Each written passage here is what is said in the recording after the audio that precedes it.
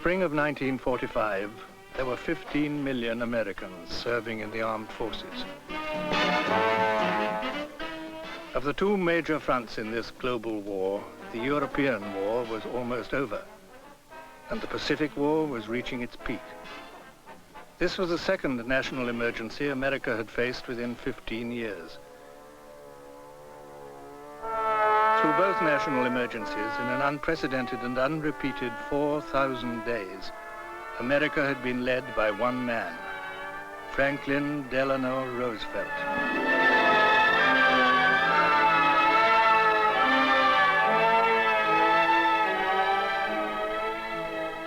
Franklin D. Roosevelt always sat in the center of the big three, between Churchill and Stalin, as here at the war conference at Yalta in Russia in 1945. Churchill remarked, "Although he's 8 years my junior, I always look up to him as the older man." Stalin respected Roosevelt as well, as a man and as a leader of a country with tremendous industrial strength. American factories were turning out twice the volume of all the enemy powers combined. Her manufacturing doubled during the war years. There was no unemployment.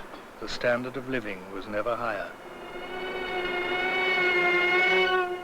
In the early 30s, times were different. 13 million people were out of work. 1 person in 4 had no income. Industrial production was half what it was in the 20s. Farmers were forced to leave their farms. Chicago could not pay its teachers. Banks closed. People scavenged for food. To the unemployed, the unfed, the unsheltered, the federal government gave no aid. "It would break the spiritual fiber of the people," said President Hoover. In 1932, one presidential candidate raised a call to arms for the return of America to its own people. "I pledge myself to a new deal for the American people. Let us all here assembled constitute ourselves prophets of a new order of competence and of courage. This is more than a political campaign. It is a call to arms. Give me your help, not to win votes alone, but to win in this crusade to restore America to its own people."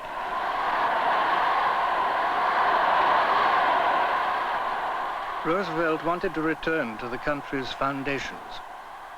As one writer said, "In times of change and danger, a sense of continuity with generations gone before can stretch like a lifeline across the scary present." Roosevelt respected the past. He was born in 1882, a time when 60% of the population was rural, living mostly on small, self-supporting farms.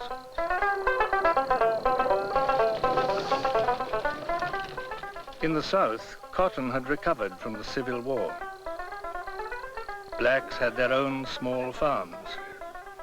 Paddle steamers moved up and down the Mississippi.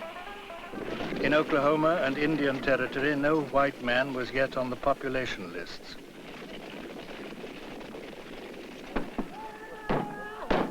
In 1890, the last Indian outbreak was suppressed, and the Indians were confined to reservations. The westward movement of pioneers continued. One future president, Theodore Roosevelt, owned a cattle ranch in the Badlands of Dakota. "In that land we led a free and hardy life with horse and with rifle." New towns like Santa Fe and older cities like New York flourished as immigrants from the more rigid societies of Europe settled in America. For over a century, America had said, "Give me your tired, your poor, your huddled masses yearning to breathe free." They came to a country where you could still make your own opportunities and make money besides. The writer Emerson noted, "It was a country of beginnings, of projects, of designs, of expectations. Expectations and hope were essential, for slums and sweatshops were common. But everyone hoped it would be better for their children, and it often was. According to Jefferson, America likes the dreams of the future better than the history of its past. for those families who were already wealthy, long settled, living on country estates, belonging to the social register, there was pride in belonging to the American version of an aristocracy. Into this elite, young Franklin Delano Roosevelt was born.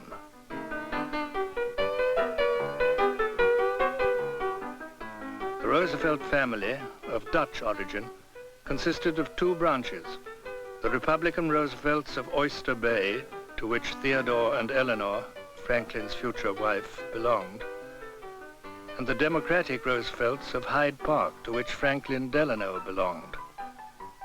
Young Franklin enjoyed his own pony, his own boat, 8 European cruises, and his own tutor at home, before attending school at the age of 14.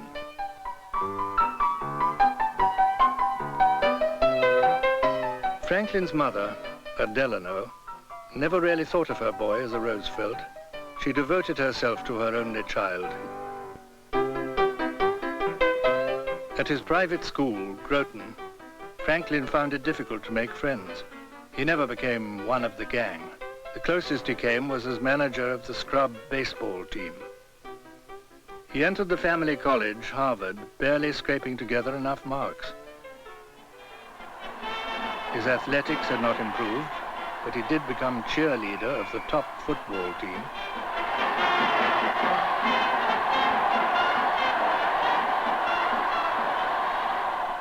He took up residence on the Gold Coast, where all the wealthy society lads lived and partied. His recognition came when he won the editorship of the Harvard Crimson with a scoop interview with his cousin Teddy. Theodore Roosevelt was a president highly regarded by the young and by reformers of all ages.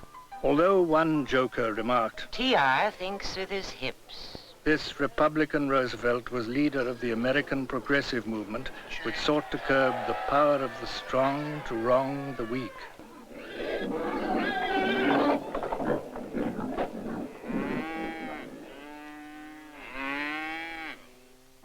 It was a time of muckraking, when Upton Sinclair exposed the filth of the Chicago meatpacking plants, when reformists fought the blatant social evils. A time when the long working hours of the sweatshops were reduced.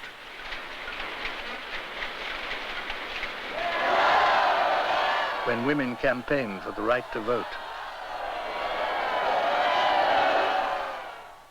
When bicycles allowed unchaperoned freedom.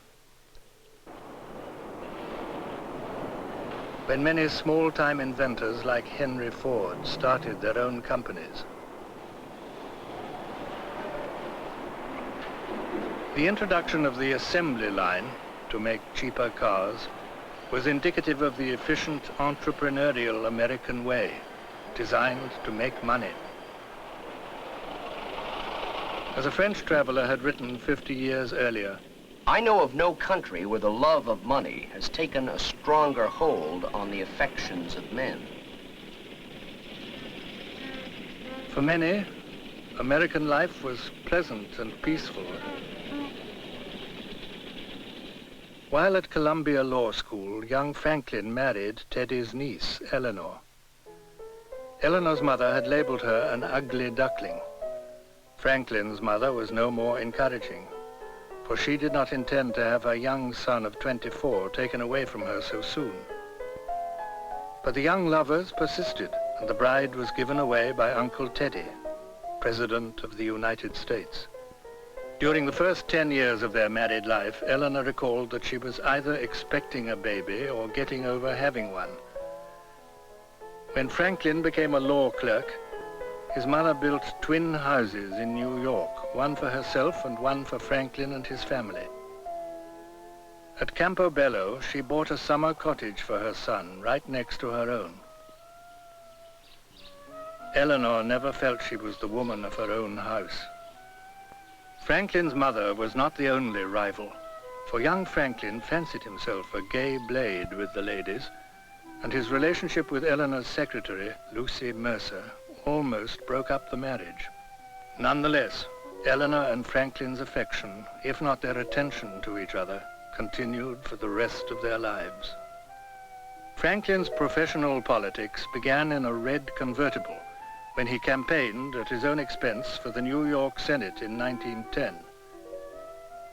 He was the first to use the car for electioneering, and to everyone's surprise, this Democratic rich kid won. Roosevelt supported Woodrow Wilson for president, approving Wilson's pledges for reforms. But the federal government was still small and limited at this stage, and the president had no authority, as decreed by the Supreme Court, to meet the changes of the 20th century. As a reward for his support, the young FDR entered the Wilson government as Assistant Secretary of the Navy. It was a post that Teddy had once held, so Franklin felt he was on the right boat. From 1914 to 18, the Navy was an exciting place to be. Preparation was the best prevention of war, according to Roosevelt, and he activated the Navy's White Elephant wharves. Young FDR is a big Navy man.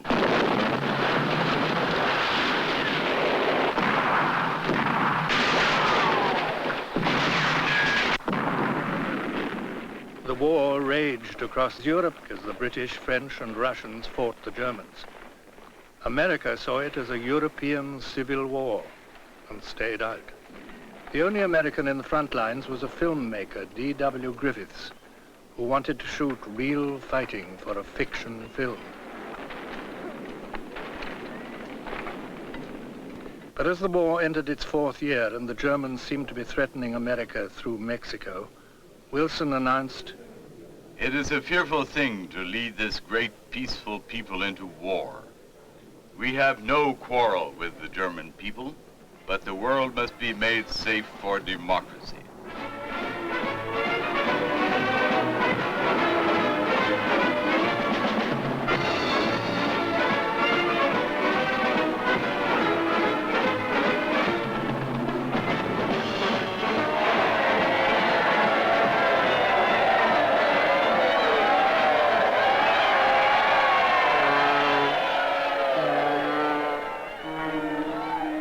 Franklin's Navy came into action, especially in carrying troops overseas, and Roosevelt, always eager, got a chance to see the fighting during his inspection tours.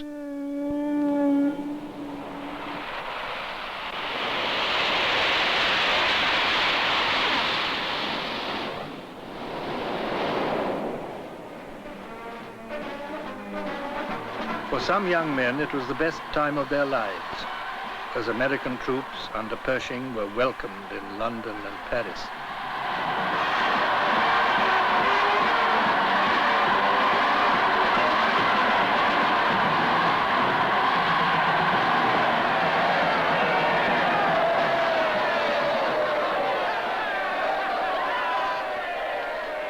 Although England arranged this baseball game at Chelsea to help American soldiers feel at home, many young men just wanted to get it over there and get home again.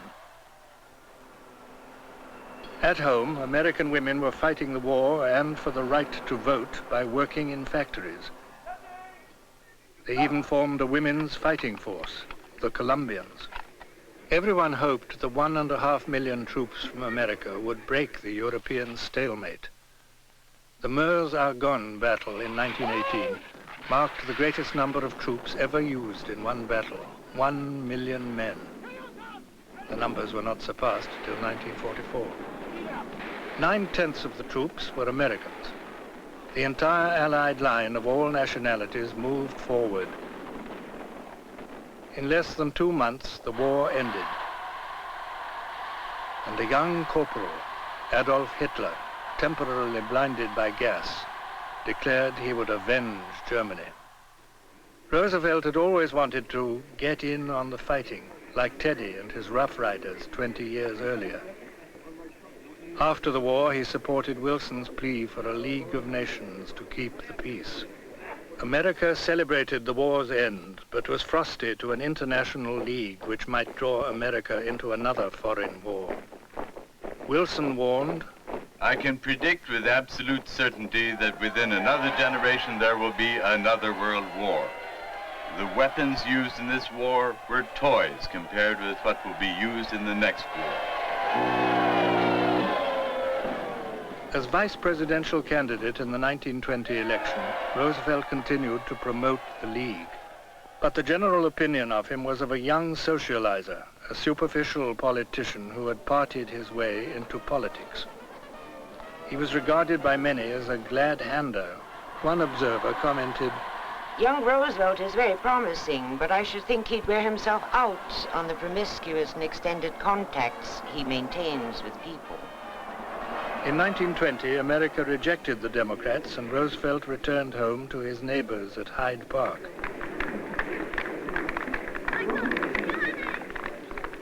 But good neighbor Frank was popular, despite his defeat. At last, he could relax with his wife and family. The next summer, the Roosevelts, as always, spent their holidays at Campo Bello, Canada. Fatigue and a chill combined to give Franklin a backache. As Eleanor tells it, we took a sail in our own boat, and the boys and Franklin and Anna and I were hot and decided to run across the island and take a swim. In the inside pond, Franklin went across the beach and into the Bay of Fundy for just a minute. Then they ran home, and in his wet bathing suit, Franklin sat with the mail which had come while they were out. And after a very short time, it was getting near to supper time, he started to go upstairs and said his back ached and he didn't feel very well. By the next morning, he could hardly stand, and by the next day, he could not stand at all. After 10 days, his illness was finally diagnosed as polio. Some people claim that Roosevelt underwent a spiritual transformation during this crisis, which changed him from the superficial glad-hander to a concerned crusader. Others claim that his strength and humanity were always there. In a few days, Roosevelt's customary optimism returned, but he rarely, if ever, spoke of his handicap, not even to his wife.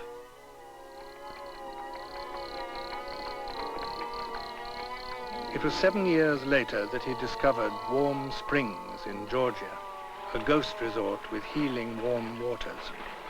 He exercised and swam religiously, never giving up hope that he would walk one day.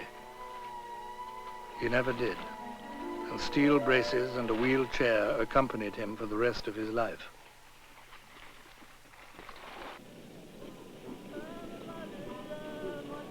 Friends filmed the many outings and picnics in Warm Springs, and these home movies often provided them with a good laugh.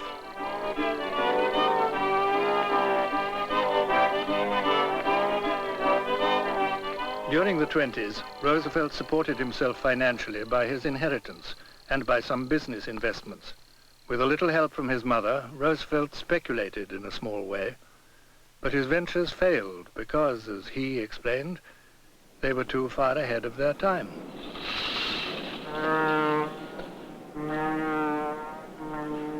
A lot of people, however, made a lot of easy money. For 100 years, London had been the banker of the world. But in 1914, she suddenly went off the gold standard. And as Europe fought the First World War, the United States financed it. By 1920, the U.S. Treasury sat on 1/3 of the world's gold.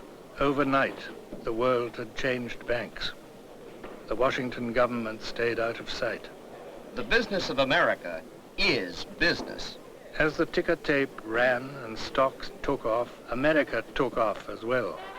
The Roaring Twenties, the Jazz Age, the Charleston, the Turkey Trot, the Chicken Scratch, the Grizzly Bear.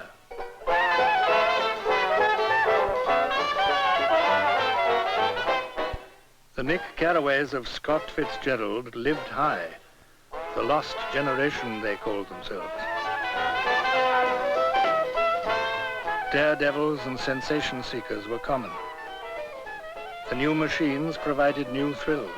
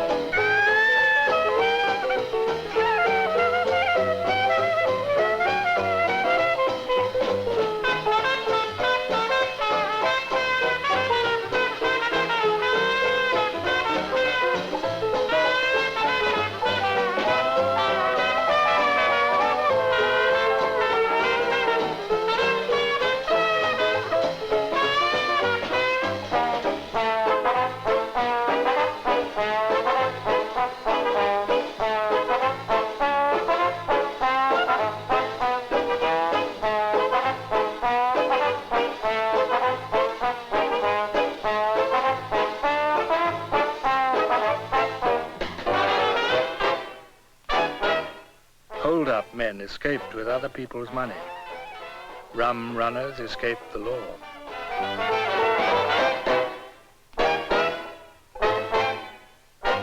Speakeasies abounded. So did women's freedoms, as their shorter, freer clothes suggested their new suffrage and morality. It has been said that an age is epitomized in a woman's walk.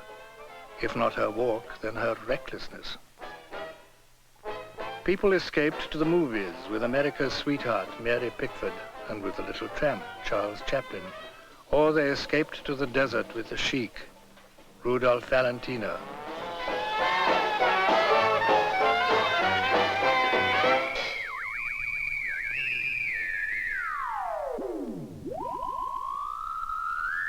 Newsreels mixed fact with science fiction, death rays and poison gas.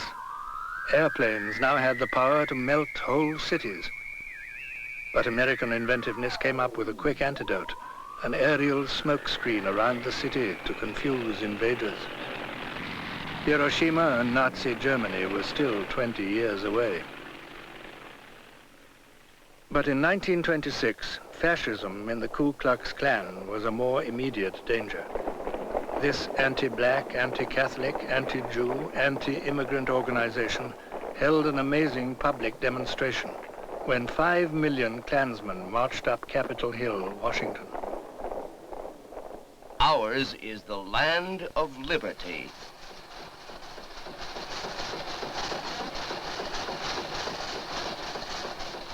Elsewhere, on the farms, an economic distant early warning line was flashing. The farmers, traditionally the economic forecasters, were spending more money to produce food than they were receiving in income.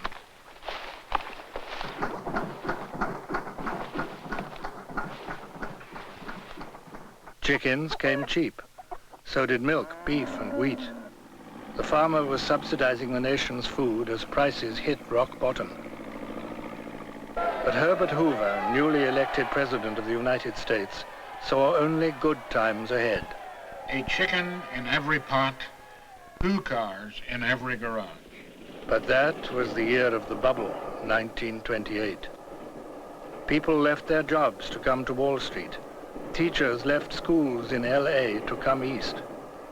On the hard rock of Manhattan, flimsy stocks were bought with money people never had, and sold for money they never would have.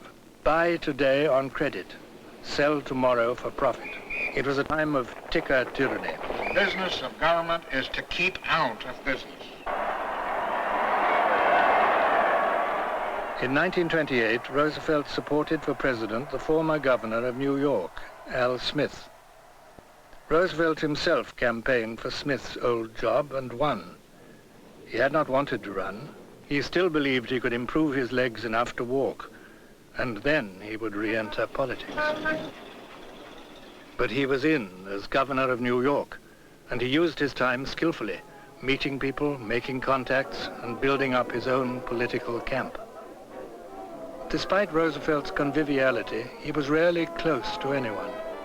No one claimed to understand him. He hated to argue, he preferred to compromise. It annoyed his advisors who didn't know exactly where he stood on issues. And it upset his family, who found home matters undecided. As one aide told him, I like you, but I'm damned if I understand you.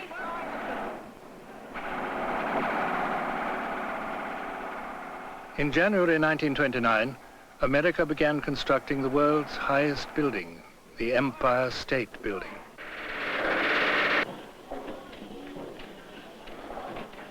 Everything was to be highest, biggest, best. Then stocks began to go up and down, mostly down. Later that year, a serious scare occurred on the stock market. Some thought they had survived, but it had only just begun. It all happened with a kind of surrealistic slowness. People outside on the stock exchange steps that day were neither hysterical nor sad. They just milled about, dazed. Reassuring words soon went out. President Hoover first announced, The economy is fundamentally sound. It is just a passing incident in our national life. A stockbroker declared, It's merely a technical condition of the market.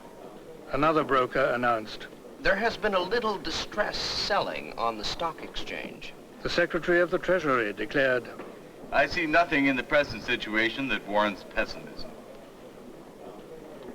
That was Black Thursday, but it was not the worst.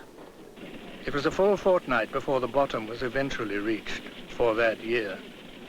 $30 billion disappeared in 6 weeks.